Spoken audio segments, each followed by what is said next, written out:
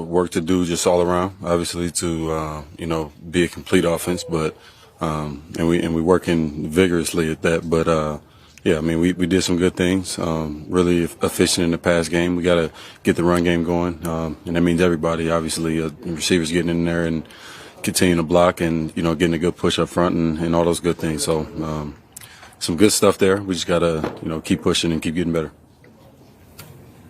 When it comes to creating more explosive plays downfield, AP mentioned there's a couple.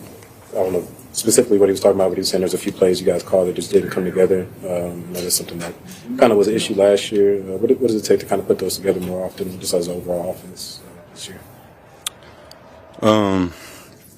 I mean, it's not always as easy as it looks. Sometimes you catch them in the right coverage, sometimes you don't. And obviously the way that I get played a lot of times, we call a play in hopes that they'll play something. And then, depending on what they do, we got to adjust from there. So sometimes it's a little bit of luck of the draw of kind of the play call mixing up with the coverage you're going up against. And then sometimes it's just, guys got to make plays regardless of coverage and, get balls thrown and, make it work in the run game or whatever, regardless of what they're showing us and all of that. You can't really make excuses. You got to get it done. But that's just the reality. Sometimes we call certain plays and, they'll give a funky coverage and it'll kind of ruin the shot that we want to take, or we had the screen called or whatever the case may be. So I think the name of the game is just adjust and figure it out. Some of the challenges you're seeing from Baltimore's defense this Sunday? I mean, they're one of the best defenses in the league. They got a lot of smart, skilled football players, and basically at every single, level of the defense, especially. And I mean, that's obviously what I've paid attention to the most. And the offense is tough to deal with as well. So it's difficult when you got a well-rounded football team like that, and you got to do a lot of things right. But we had a good practice today, and in hopes of correcting a lot of things we didn't do as well last week. You're obviously locked in, Davante, on what you want to do on the field, but in the course of a game, when you kind of peek up and look and see, what have you seen out of Lamar Jackson throughout his career? Well, he's who I think I mentioned it to y'all. I don't know if it was this year or last year, but going into my 21 season, I felt like that was an area, broken tackles was an area that I really wanted to focus on and push and make better. And I was literally finding myself watching Lamar Jackson highlights like in my locker before the games. Like, dude changed the game.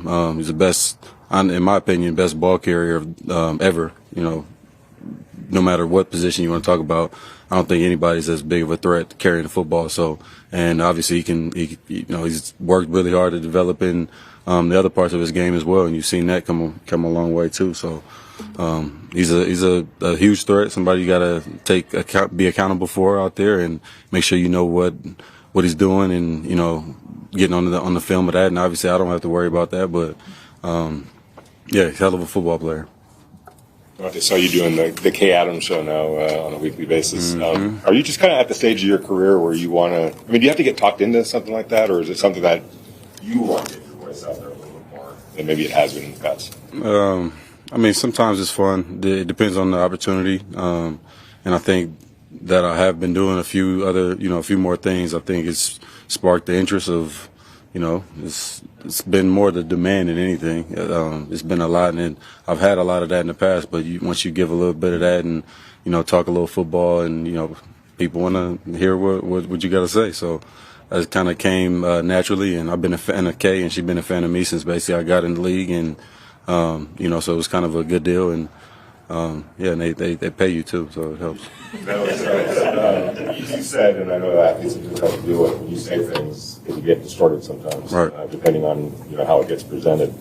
Do you feel like from your point of view and an athlete's point of view that being able to get your message out there in a format like that is kind of a safeguard to stuff like that happening? Yeah, sometimes, but it's not all. You're not always safe in that world with social media these days. Either way, because I'll say 2% of the people actually see the content, as the video, or just like this interview right now. It's going to be a quote out there, and that gets taken out of context potentially because you don't see the tone and who's talking and whatever. They just see the line, and it's been several times that you do a podcast and then they say something about they ask you about your confidence level, and then I'm talking about a whole thing, and then at some point I say, and I really, that's why I believe that I'm the best in the league, and then that's Davante, and they put that out there, and then it's like, oh yeah, he's just beating on his chest talking like he's the best in the world, when really it was just taken completely out of context. So you're not always safe, but hopefully the people that are dialing into the news are actually care enough to watch the interviews too. All good? Cool. Yep. Thank you.